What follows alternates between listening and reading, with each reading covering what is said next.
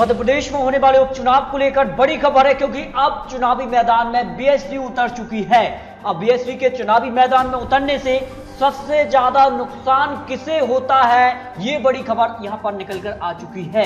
हालांकि फिलहाल जो है यहां पर एसपी की तरफ से अभी किसी प्रकार की प्रतिक्रिया नहीं मिली है, लेकिन अगर एसपी ने भी अपने कैंडिडेट मध्य प्रदेश उपचुनाव 27 सीटों के लिए उतार दिए तो सबसे ज्यादा नुकसान किसे होने वाला है, इस पर बड़ी खबर सामने आ चुकी है।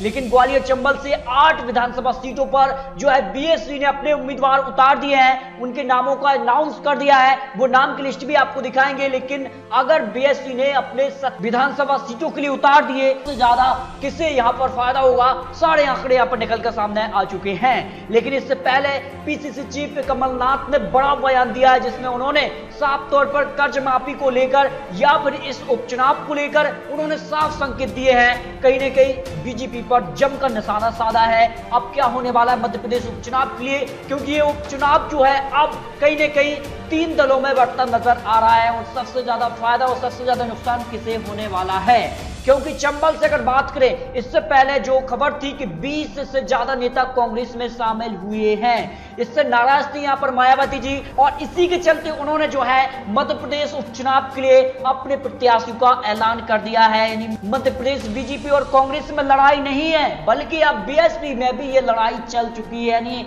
अब 3 दल मध्य प्रदेश उपचुनाव में उतर चुके हैं, और कहीं ना कहीं इसका फायदा किसे होने वाला है और किसे होगा नुकसान।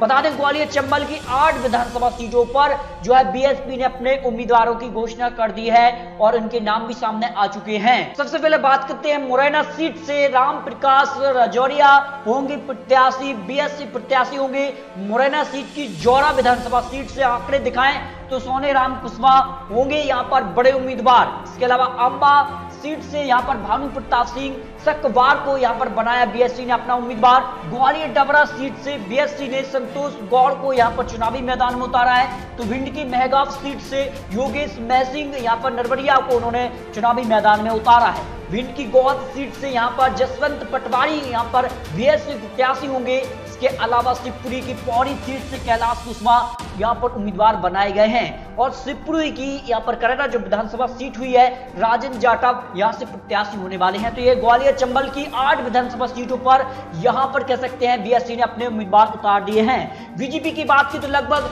यहाँ पर बीजेपी के फाइनल जो है यहाँ पर उम्मीदवार ही हैं, क्योंकि जो कांग्रेस से निकलकर बीजेपी में ही गए हैं उन्हीं को बीजेपी यहाँ पर टिकट देने वाली है। हालांकि 5 या 10 विधायक जो है बीजेपी कुछ नए यहाँ पर चेहरों को या फिर बीजेपी पुराने चेहरों को यहाँ पर मौका दे सकती है। लेकिन दल बदल को लेकर लोगों में नाराजगी है, सर्वे ने ये साफ किया है। तो क्या होगा, क्या कांग्रेस और बीजेपी को नुकसान होने वाला है? मध्य प्रदेश उपचुनाव के लिए सबसे ज्यादा नुकसान होगा, क्योंकि ज्योतिरादित्य सिंधिया और मायावती जी और कह सकते हैं कि बीजेपी की तरफ कहीं ना कहीं जो बीएसपी का रुख है वो नरम पड़ता नजर आ रहा है। राजस्थान के भी आंकड़े आपको दिखाए तो जिस प्रकार से राजस्थान में गहलोत सरकार संकट में थी, उस कारण से 6 विधायक जो यहाँ पर कांग्रेस में विलय हुए, तो उस पर भी यहाँ पर मायावती जी ने नाराजगी जताई थी। यानी साफ तौर पर कह सकते हैं कि मायावती का यहाँ पर कह सकते हैं कि ये बड़ा बयान है, और कहीं ना कहीं इससे कहीं ना कहीं कांग्रेस को बड़ा नुकसान हो सकता है। ये बड़ी खबर है, क्योंकि 2 विधायक जो बीएसपी के हैं वो यहाँ पर सरकार में समर्थन है, यानी बीजेपी को समर्थन है। और यहाँ पर अगर बात करें, अगर एसपी भी चुनावी मैदान में उतरती है तो फिर कहीं ना कहीं कांग्रेस को बड़ा झटका यहां पर हो सकता है।